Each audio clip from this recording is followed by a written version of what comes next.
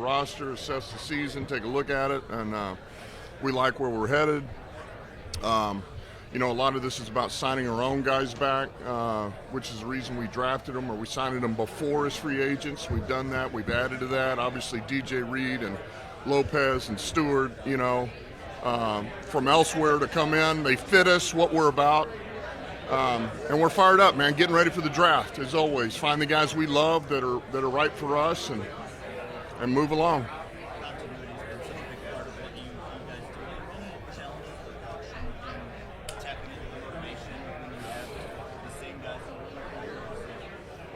You're saying from a coaching standpoint? Yeah, I mean, continuity is always good because, every year you kind of learn what each other wants and how they work, how they function, and then you can move without saying a word. And so that's important. It helps with efficiency, but yet, man, that's part of it to get to that point. We'll be fine. We'll be fine, man. Everybody knows how I feel about these coaches that have been here and been part of this. I'm happy for them. They're moving on. And I wish them the best. But, man, like John Morton, man, stepping in an offensive coordinator, somebody I know, I trust, I've been around. I mentioned this before. He was here when we built this thing back up in 22. And then Kelvin Shepard's been here, man. So it's not like it'll be starting from scratch or somebody that I don't know or he knows me, and so I see this thing moving pretty quick. There'll be a couple of bumps in the road. We'll have to work out some kinks, but it'll be kind of fresh and new, actually, and I think we're all excited to that.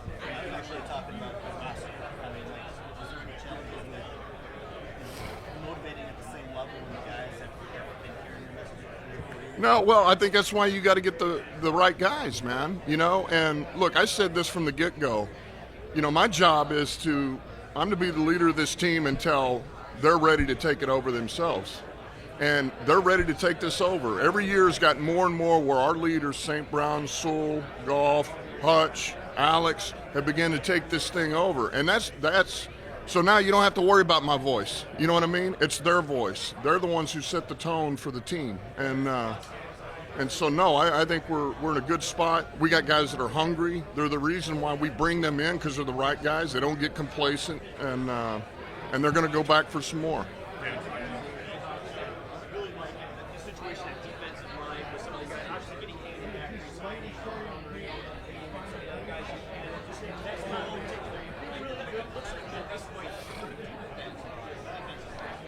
Yeah, look, for where we're at right now, we're excited. We really got everybody back that we wanted to get. We thought it was important that we were, trying to make the most of what you have in free agency. But to get Davenport back, certainly Hutch is coming back off of injury. What we did with Mac early in the fall, we added Lopez to Reeder, until we get those guys back. Wingo's on injury, but then we feel good about where we're at, man, and we're not done either. That's the point. We're not done, and we don't know when. We don't know. Maybe it will be the draft. I mean, we're looking at everything. It could be after the draft. It could be any time. But at this point, with where we're at, we like where we're at. Getting Levi back was big. So.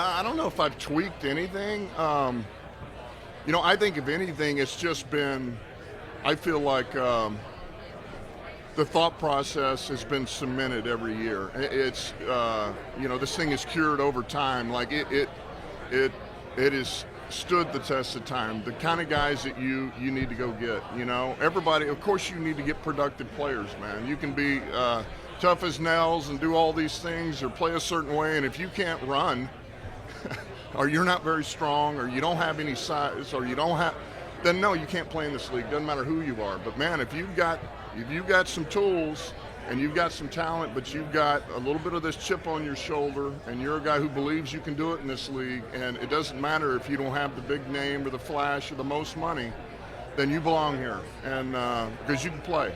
But that's big for us. That's a part of who we are. Guys like that. It's one of the reasons we brought in Stewart too, man. This guy flies under the radar. This guy's an unbelievable special teams player, and he can play defense too. So, and maybe offense. Dan, a lot of people talked about with Ben leaving, the offense is going to change, but this is a Dan Campbell offense as much as it's a Ben Johnson offense, isn't it?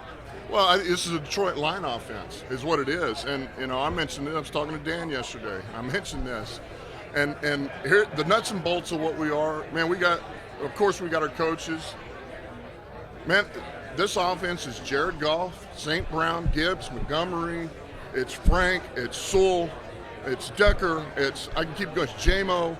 All right. The defense is Hutch. It's Aleem. It's freaking Alex. It's TA. Right. It's Kirby. It's Branch. It's now Reed. I can keep going. It's Barnes. And so that's what we are. All right. We can say, well, this is our scheme. This is what we run. This is no. They're the ones who make it what it is. So that's our playbook. Is those guys. What do you want to see from Jared Goff in terms of growth this year? Growth. He continues to grow every year, and I'd say the next step for him, and he knows this. And every year.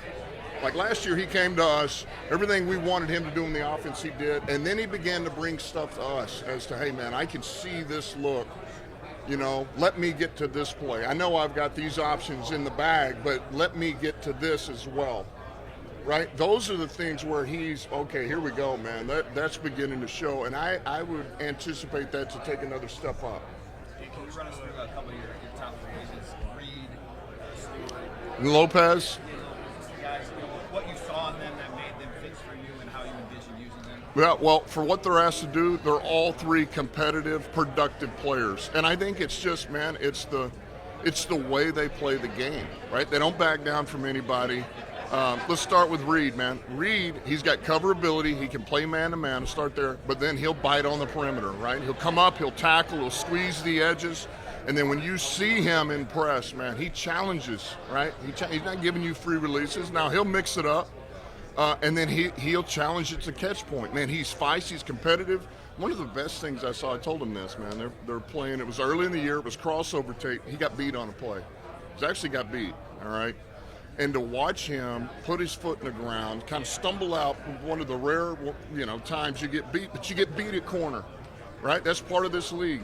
He gets beat, he puts his foot in the ground, and I mean, he is on an all-line. He doesn't have time to think about it, recover. He's just on a beeline to try to angle this guy off. And I thought that was one of the most impressive things, man. This guy he didn't go in the tank. He's not worried about what it looks like. He's just trying to compete and win. And he lines up and goes back for more. And that says it all. He's got the attributes. He's got the skill level. But, man, he's feisty. He's competitive. He doesn't get down, man. And I would say Lopez is the same thing, right? Lopez he's a down and dirty. Doesn't mean he can't play third down, but he lives in base a lot, man. He's taking on the double teams. He's keeping people off the backers. He can get an edge on you. And he'll just do it time out, time in, time out again, over and over. And one of the things that impressed me about him was when we played him. I mean, him going against Frank all day. We ran the heck out of the ball, but man, that guy held his own now. And we got a pretty damn good center. So that was impressive, that among others, and then I already mentioned Stewart. Stewart can do it all, man.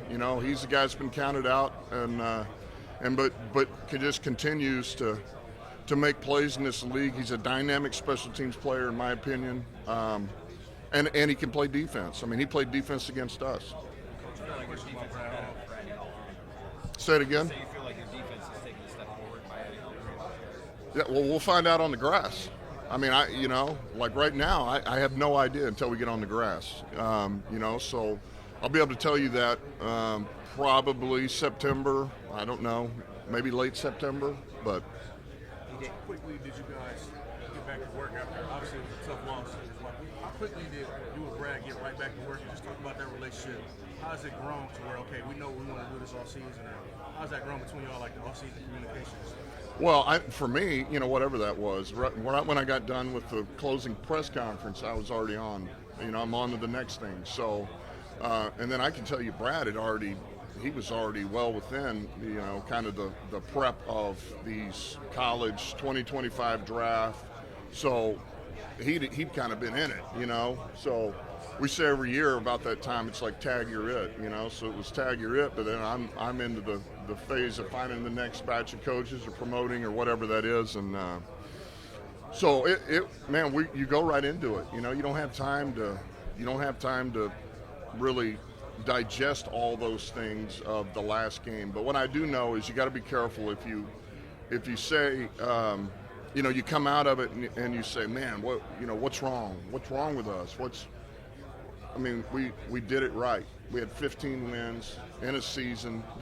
We played bad at the wrong time, and so careful tweaking things. What you got is good enough. We just gotta, we gotta play better in that moment. And so, but it also means we can't stay the same. We all know that. That's not good for anybody. So last week the NFL said they were going to kind of crack down on some of the taunting penalties, the more violent, more obscene gestures type of thing. How do you, as a coach, and uniform? Uniform. How do you, as a coach, get that message across to every player? Like we can't do this stuff because it hurts us.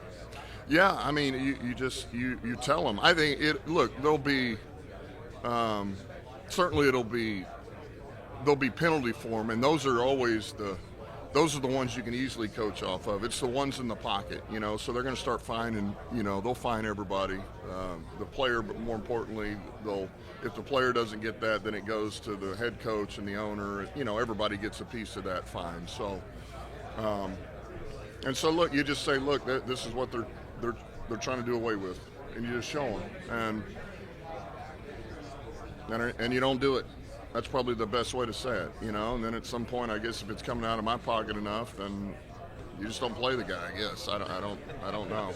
Dan, I got a New York-based question. With AG, obviously he's walking into a situation where they've been losing for several years. What is it about his personality and his coaching style that you think can maybe flip it there with the Jets? Yeah, well, look, I think look, in my opinion, you got to be able to do what you need to do to build it from the ground up. AG's been around some phenomenal coaches, and I'm not talking about me. That's not Bill Parcells, Sean Payton. This guy gets it. He's been around the best at building and sustaining. So you need a leader, man. You need a leader, and you need a guy who can hold people accountable. I'm talking about top down. Has a vision for where you want to go and allow him to do that. And he's got every bit of that. And so as long as he's got the support, AG will turn that thing around. There's no question, man.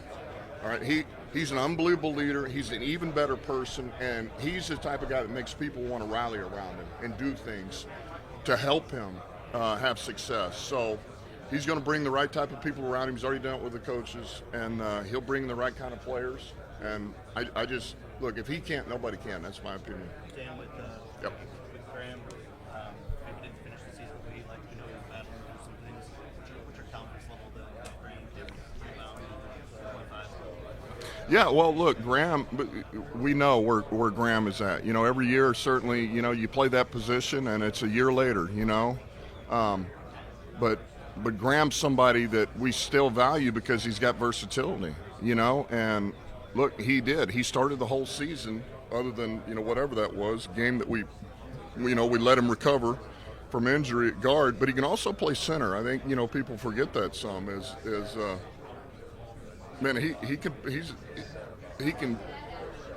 can do an excellent job at center, as a matter of fact, so I think there's things that he brings to us that are not always easy to find. So yeah, we have confidence in him. And there again, the fact that he can play all the positions, man, that lets you breathe easy. Do you envision him going back to right guard this year? I don't know. I don't know. That's a thought, man. We've talked about that. Do you go back to right, and is it Mahogany left? Is it somebody we drafted? You're going to do your best to let these guys compete and see where they're at. Do we try Manu at guard? That's a thought. So we're going to try to. We're going to try to let these guys compete a little bit and move them around and see what's right, see where we're at. But it's not going to be set in stone. How much guard did Manu play last year? It was only scout team, and it wasn't a lot of it. It would be, that would be a, you're going to kind of take a leap of faith and push those reps. and see if he can grow from them. Do you do that or do you keep him outside? Those are just some of the thoughts that we've had. So. How do you see Ennis fitting into the secondary this year? Ennis Rakestraw. Say it again. How do you see Ennis Rakestraw fitting into the secondary this year? Yeah, well, look, I've said this before. You, as an NFL player, most of the time, the biggest jump you make of growth is between year 1 and year 2, and so he's going into year 2. He had a couple of injuries that took him off the field, which is unfortunate because he was going to the game, man. He was helping us a little bit on teams, which is good.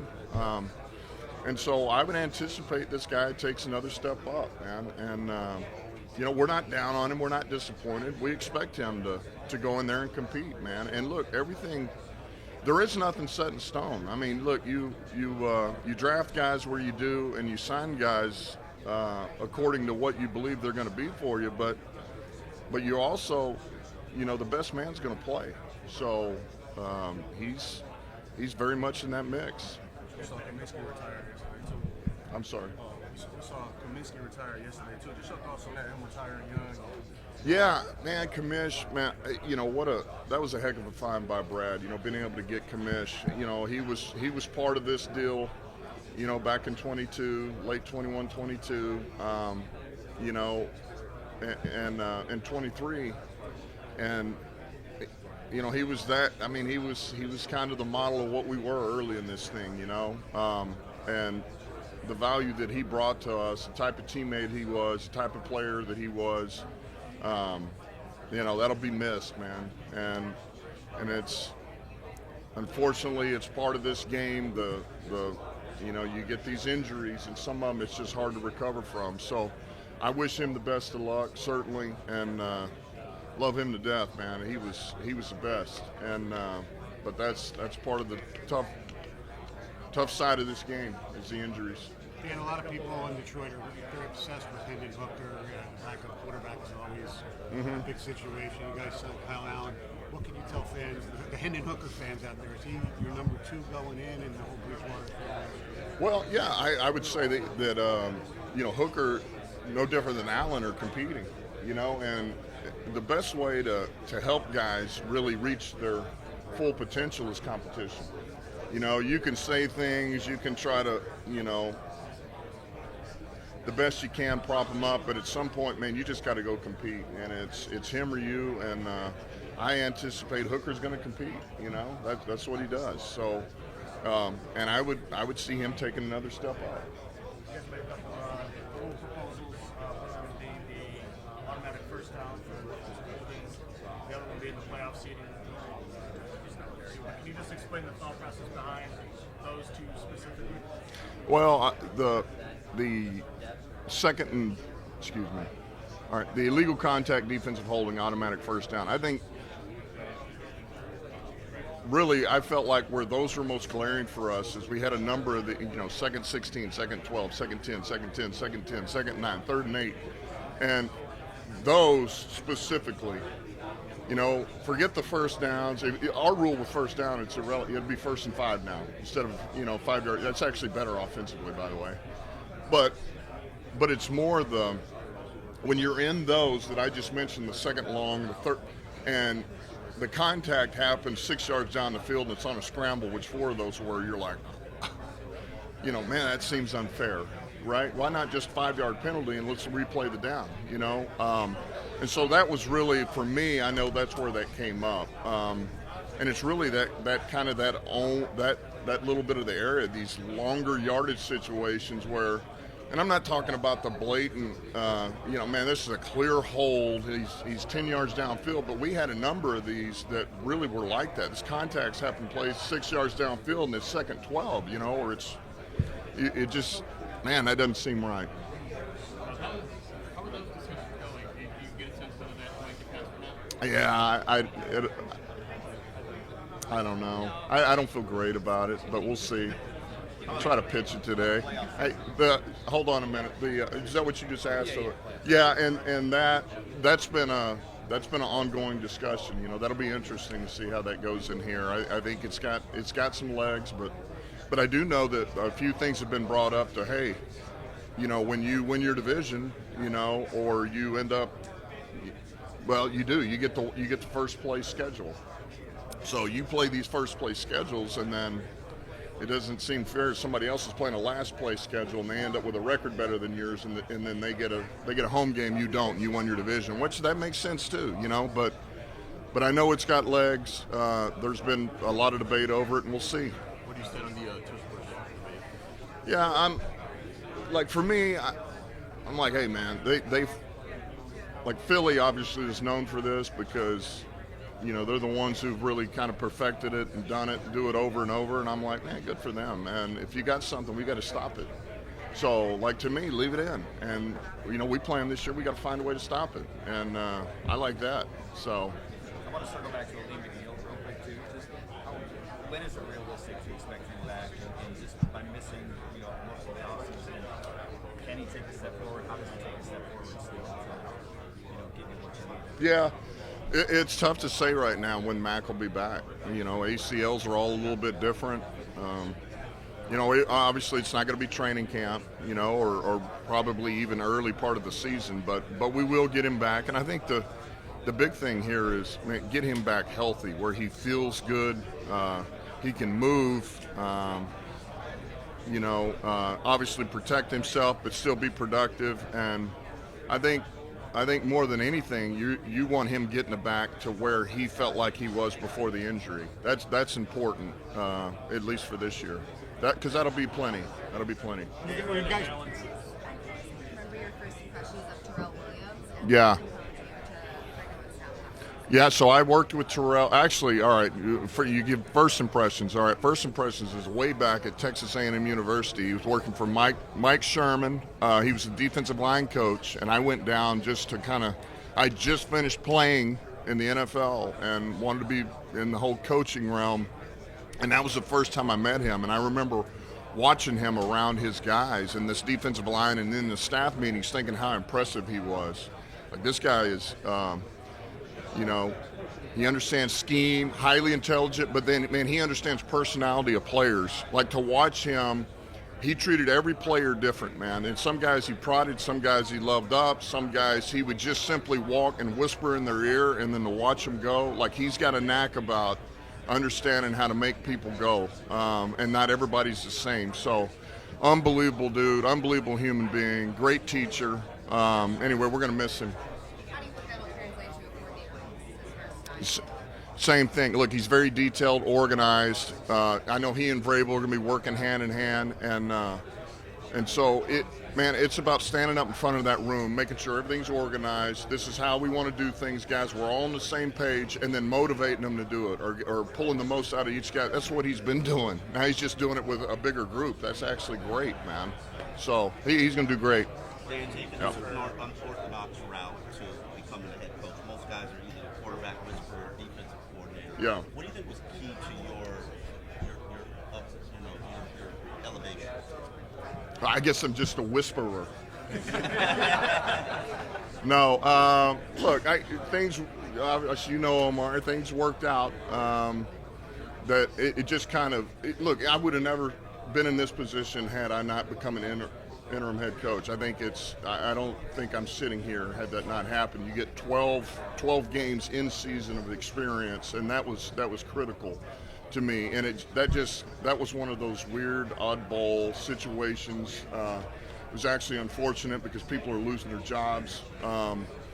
But I think you make the most of it, and I think people take notice, and then it just kind of goes from there. So I was, you know, for me, that it worked out that way. That's the best I can tell you. And then I was fortunate to get back with Sean Payton. That was huge. Yeah. It was huge because there was a lot of things that I was able to, you know, he filled in a lot of the pieces for me, you know. And when you're in that, you go to the interim, you're head coach, you don't know what you don't know. And then once you've been exposed to it, then you know what questions to ask. You know what you're looking for. So then when I go with Sean, that's all I'm looking for is like, all right, if I was a head coach and I'm watching Sean, or I asked Sean these questions, man, that helped. That was unbelievable. And I wanted to ask you about Melifonwu in terms of what does he bring to the defense? Who's that? Melifonwu. Oh, yeah. Look, the only thing that's happened with Iffy for us was he had some injuries at times that would just, you know, But when we had him and when he was on the field and he was able to really bang reps and bank a lot of time with, man, he's a productive player. You know, this guy is, and he's a defensive back. Like I wouldn't say that he's a safety. He's a defensive back. You know, he can play really dime linebacker. He can play the safety position, play corner. He can pressure. He's a matchup piece in coverage, and so. You know, if he was one of our original draft picks, man, in 21. So wish him the best. You guys are going to love him down there, and he'll be a productive player. Dan, bringing Davenport back, the guy gets injured historically. How tough is that to get away from that stigma for a player? Yeah. How much is that in your mind about bringing him back? Yeah, I mean, look, those are things that always weigh. We think it weighs on us. It weighs on the player, too. But you want to know, I think for us that he still wants to go. You know, like, man, I'm willing to attack this, continue to get better, which he has.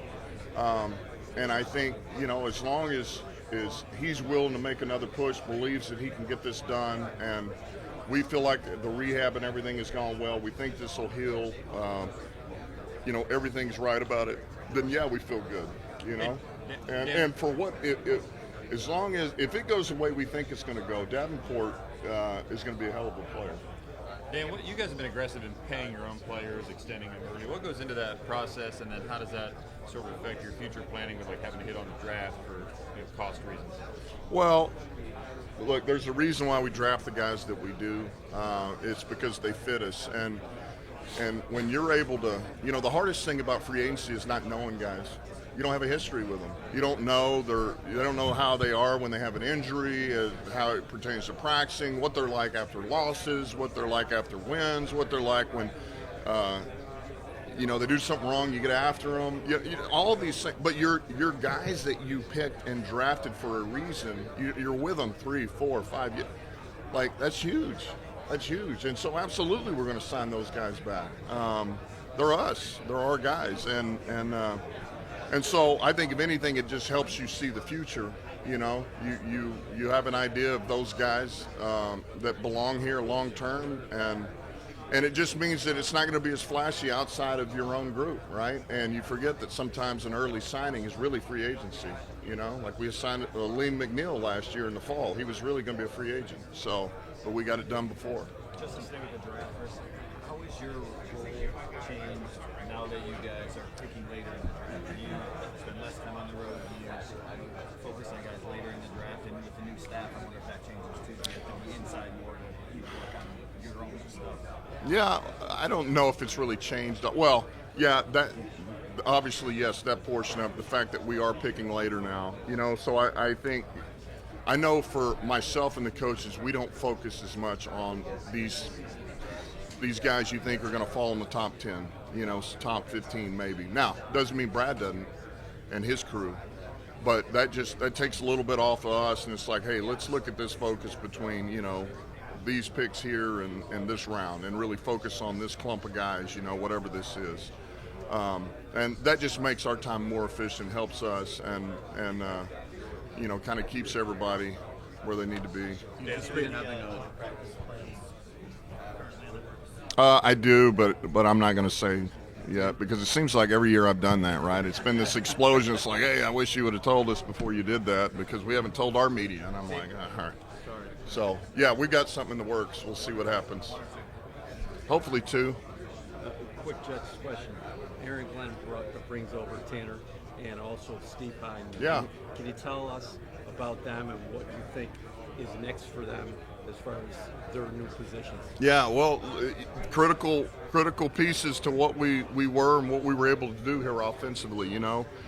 Tanner's been coach tight ends, and then he was our pass game coordinator, you know, last couple of years. And then Steve Hyden, obviously tight end coach. Both of those guys moving over. Both of them ready to make that move, you know. And they always had critical input on the run game and the pass game for us. Game planning, all of those are great with the players. You know, and look, Tanner's got, you know, he's got some experience. He does. I mean, he's called plays before. You know, it hasn't been in the NFL, but he's done this, and he's organized game plans. He helped Ben a ton. You know, helped me. And he's an upbeat guy, man. He's the same, and I would say that about both of them. They're the same guys every day. They don't go down, you know, they're not up, they're not down. They're the same guys, and they're real positive, you know, role models to be around, and they're gonna be great out there.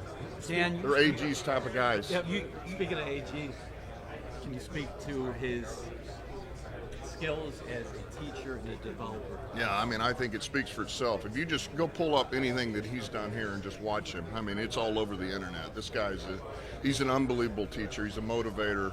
He's all about the details, and he's about accountability. Like he's not, look, if he's got something on his mind, he's no different than I am, then he's going to say it. He's not going to just, you're brushing it under the rug or sweeping it under the rug. Like, he's going to let you know this is a problem, and I think that's important. Sometimes it gets lost, and everybody just assumes that if you're holding people accountable, that means you're being an asshole. That's not what that means. It means I'm telling you that I don't like what you're doing. You know, like that in my face. I'm telling. No, I'm just an asshole. But anyway, that's yeah. Go ahead.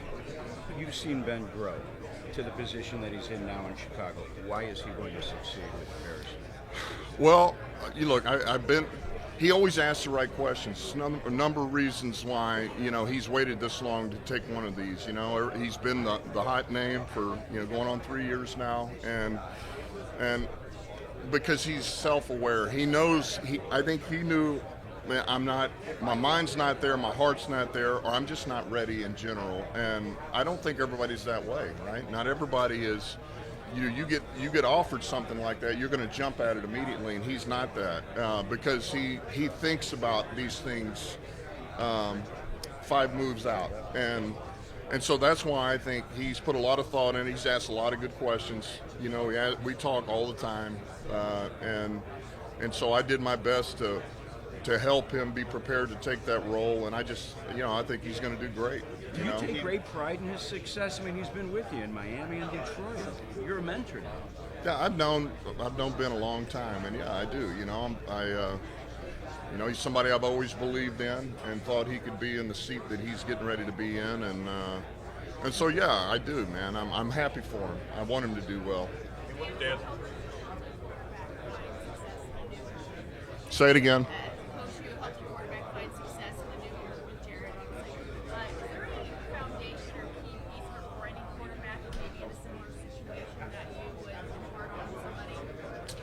I don't know. I mean, that's not as easy a question as it, or answer to that question. I just think, you know, I know this, that whoever that is, they need to believe that you believe in them. They have to feel that, and if they don't, and if it's not real or there's not substance to it, then they can feel that, you know. So if he's your guy, then you need to be all in on your guy, and I think that goes a long way and helps confidence. And then along the way, give them what they need, and sometimes they don't know what they need, but that's your job, right? So I don't know if that helps or not, but yeah. Competitor, you think about your road schedule. About who? Your road schedule. Yeah. Yeah. Yeah, I mean, I'm it's like anything else. I mean, you're always looking for these nuggets, man, and of motivation, and that's it. This is a challenge, you know. We're competitive. I'm competitive, and so yeah, I love the thought of it, man. These are going to be outdoor grass. I hope it rains. It's mud. It's everything, right? The whole deal. So, and it is. We're in a meat grinder. This is going to be a meat grinder, you know, and I've said this before. We could be a better team than we were last year and have more losses. There is a chance that could happen. That's okay. It's okay. As long as we learn from what those are and we get better coming out of them, we'll be good. I'm sure you've been asked. Because I always think of this. I'm sorry. I always think of this. No matter what happens in the season, you're trying to sharpen your sword for the playoffs. You're trying to win a division, sharpen your sword for the playoffs. So win, lose, whatever that is. I know you've been asked. In that regard, just to follow up, last year you guys wanted that 1 seed so much. Yeah. What happened last year in the schedule? Did that change your focus? Hey, just get to the division. And I know that was a No, I think you're always going to say, if you're just playing the odds say that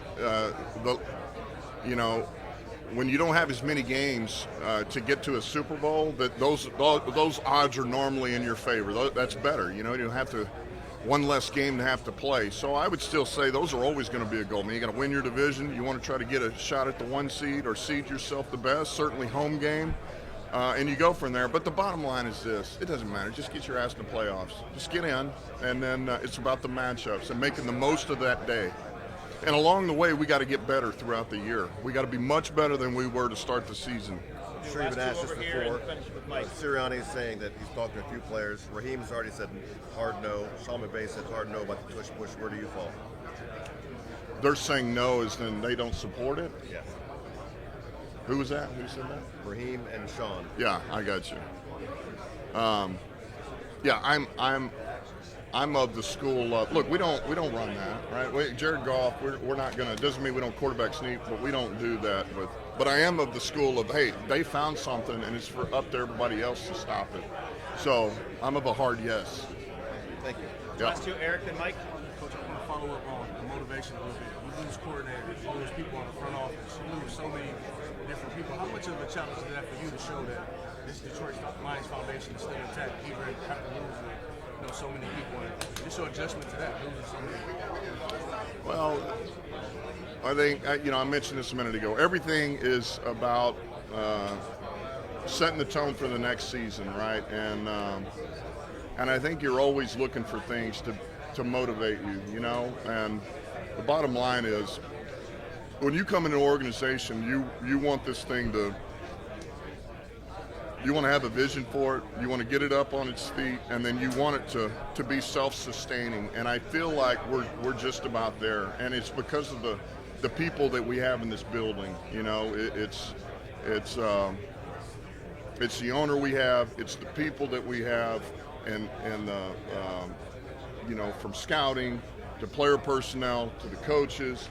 And then most importantly, it's the players. We've been fortunate to stay together here long enough to build this thing with a true foundation of players. We were able to draft from the ground up.